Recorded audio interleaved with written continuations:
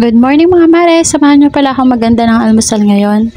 Itong araw nga pala ito yung unang araw ng eskwela na aking panganay na anak na si Usana Yuki. Habang may ginagawa ako, kwentuhan ko nga lang muna kayo. Ang una ko muna palang ginagawa, binalatan ko na muna yung patatas, saka ko naman hinihiwa na maliliit. Bali ito nga palang gagawin ko ay french fries. Dahil kompleto nga kami, tandyan si daddy, madami akong ginawang french fries. Bali, ang ginawa ko ay 5 peraso, tapos 1 peraso naman ay para kay baby. Sobrang paborito nga namin ito, tsaka maganda rin ito sa katawan dahil carbohydrates. Mahalaga rin din pala akong gumising kanina 5:00 upang maganda ng pagkain namin. Taranta Israel na nga dahil pasukan na ng unang araw ng pasukan ng aking panganay. Ito naman second dish na gagawin ko, nilagyan ko lang siya ng oyster, tapos nilagyan ko lang ng kalamansi, tapos imamarinate lang natin, ibababad lang natin siya ng ilang minuto, saka siya ipiprito. Dahil wala nga kaming toyo, ang ginamit ko na lang ang oyster, pero madalas ang ginagamit ko dyan ay yung toyo. Pagkalagay lang natin ng oyster tsaka ng kalamansi, saka lang naman natin lamas-lamasin o halo-haluin. And then set aside lang natin siya ng mga ilang minuto, saka natin siya ipiprito. Ito na pala, chinek ko na rin pala yung baby foods na aking anak, yung baby ko, 6 months pa lang kasi siya. Una ko kasing niluto dyan, inisim ko muna yung patatas ng baby ko. Nung mainit na pala itong mantika, saka ko na naman unang iluluto itong french fries. Masarap pala dyan yung sobrang lutong. Habang inihintay ko nga maluto yung french fries, inayos ko na muna itong lunchbox ni Yuki. Ang gagawin ko pala ngayon ay yung apple, tapos yung pipino, fruities, at saka yung Dutch bean.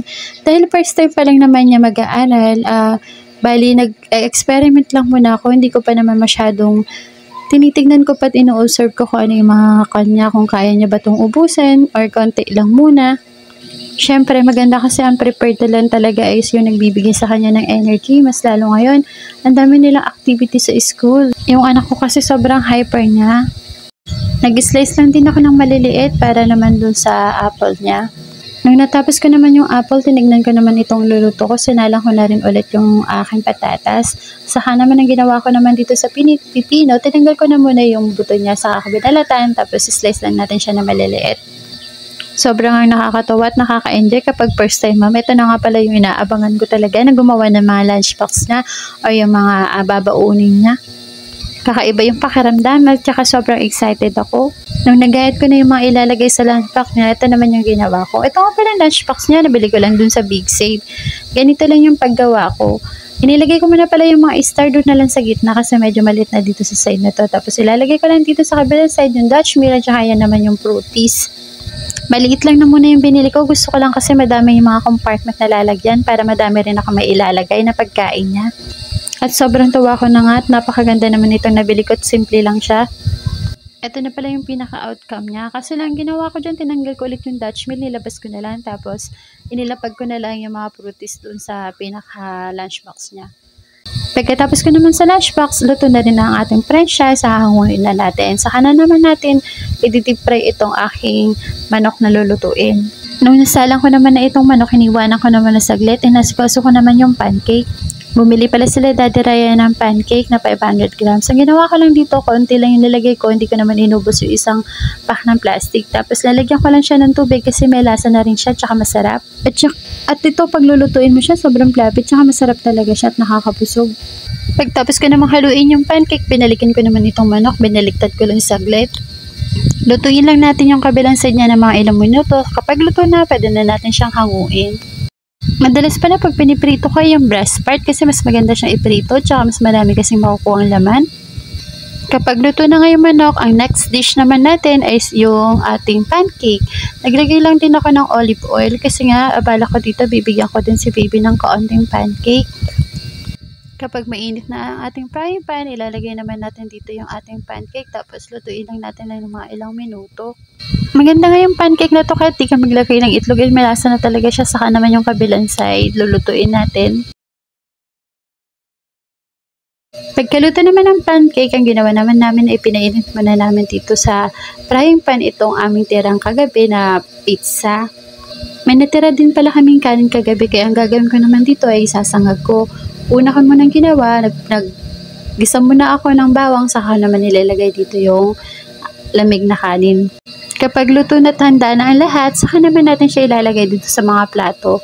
Bali, 4 kasi kami ngayon kakain. Ako, si Daddy, tapos si Yuki, at saka si Baby. Binabalance na rin ni daddy dyan ng mga nilalagay niya kung mauubos pa namin. Mauubos na rin ng mga anak namin.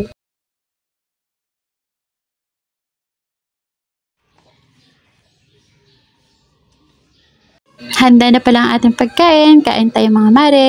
Gumawa na rin pala si daddy dyan ng kape tsaka ng gatas namin. Dito naman na pala kami sa sala kumain at saka maupo muna kami ni Yuki dito sa semento. Binilisan lang din namin kumain kasi anong oras na, 8:00 pa kasi ang pasok ni Yuki. Si daddy pala ang mag-ahatid kay Yuki pero sasama na rin kami ni Baby Yanes. Dahil nga first day ang school niya, di pa namin alam ano mga dapat gawin kaya nag-a-adjust muna kami at nag-o-observe kung ano ba yung mga kailangan pang gawin at kailangan pang ituro kay Yuki. Actually, Taranta is real talaga. Iniwan na muna namin yung bahay na medyo madumi, saka na lang pagbalik namin. Kasi nga, sobrang gahul na kami sa oras.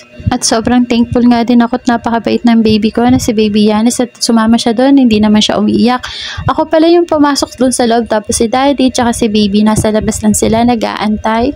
Dahil medyo malayo ngayon lamesa, pinausog pala ni Yuki para nga daw maabot niya yung pagkain niya. Habang kumakain na nga rin ako, sinusubuan ko na rin si Yanes para rin mabusog siya. Alam niyo ba nung una, balak namin dyan ni Daddy, hatid niya lang kami ni Yuki, saka po uwi na rin sila sa bahay. Kaso lang daw baka umiyak si Yanes at umingi ng dede. Kasi si Yanes, Baby Yanes ko, breastfeed pa rin, sa akin pa rin siya nagdidede. Kaya ang ginawa nila, nagantay na lang din sila sa labas. Kahit na umiyak si Yanes, at least andun naman ako, tatawagin niya lang ako at padededehin ko siya. Hindi naman siya naiyak at tapos hindi naman siya, natulog lang siya tapos yun, inantay lang kami. Ang bait-bait na nga eh. Nag-decide din pala kami ni Daddy na hanggang Friday muna siya, hindi muna siya aalis para at least kahit papaano may katulong ako sa dalawang bata. Mas lalo ngayon kasi nag-aaral pa si Yuki at ginagamay ko pa kung anong mga planong gagawin ko. Kung papaano paglilinis, paghahatid kay Yuki at pag-aasikaso sa kanila. Mahirap din kasi pag wala kang kasama sa bahay at wala kang kasama sa pag-aalaga sa bata. Yung wala kang pahinga pero kahit papaano at end of the days nakaka-survive naman. And syempre talaga humingi ako kay Lord ng kalakasan araw-araw na makaya ko yung mga araw-araw na pagsubok na binibigay niya. Ang ginagawa ko na nga lang ng inspirasyon yung mga bata, makita ko lang din yung mga pang-smile nila is nawawala na rin yung pagod ko. Yung makita mo silang malusog, walang sakit, is malaking biyaya na lang yun, tsaka malaking bagay na yun para sa akin. Yun na siguro yung pinaka-benefits natin mga full-time mom, no? Na makita sila na malulusog, na mababait, tapos magaganda yung ugali nila, tapos malusog, hindi sila nagkakasakit. And syempre, yung may enjoy mo yung moment na kasama sila, tsaka everyday mo silang nakikita, yung pag-grow ba nila, ang bilis kasi nilang lumaki at ang bilis ng panahon. Tsaka na lang din ako babawi sa sarili ko pag malaki na sila at kaya na nilang yung sarili nila. Kumbaga yung hindi na masyadong alagayin, no? Kumbaga yung medyo kaya na nilang tumayo sa sarili nila. Kung kaya nilang kumain, kaya na nilang maligo, yung ganyung bagay is malaking bagay na rin sa akin. Tsaka yung araw-araw kasi na kasama mo sila, talagang sobrang napakasulit yung panahon na iyon. Kasi nga, pagkatapos ko naman kumain, nagpahinga ba lang ako saglit, nakaligo, tapos sinayos ko na rin tong lunchbox ni Yuki, nilagay ko na dito sa bag niya. At saka nagdala na din ako ng extra biscuit niya para paglabas naman niya ay may makain siya. Tapos naglagay na rin ako ng tubig. Nung napaliguan ko na si Yuki, naglagay lang din ako ng off lotion niya para naman iwas sa kagat ng lamok. Kasi yung balat niya talaga is kinakagat lagi ng lamok kasi nga maputi. Parang gustong-gusto nila yung dugo niya. Habang binibihisan ko naman, binigay mo na sa akin ni Daddy si Bibi kasi maliligo daw siya. Kaya naman ang ginagawa ni Yuki is naglalaro muna siya habang nagbibihis. Panay na nga rin ang sabi ng anak ko na bilisan ko daw at nagagalit na daw ang teacher niya.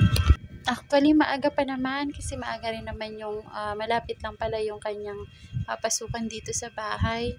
Alam mo yung sobrang bilis ng lumaki. This coming September 4 na nga. September ay mag-birthday na rin siya.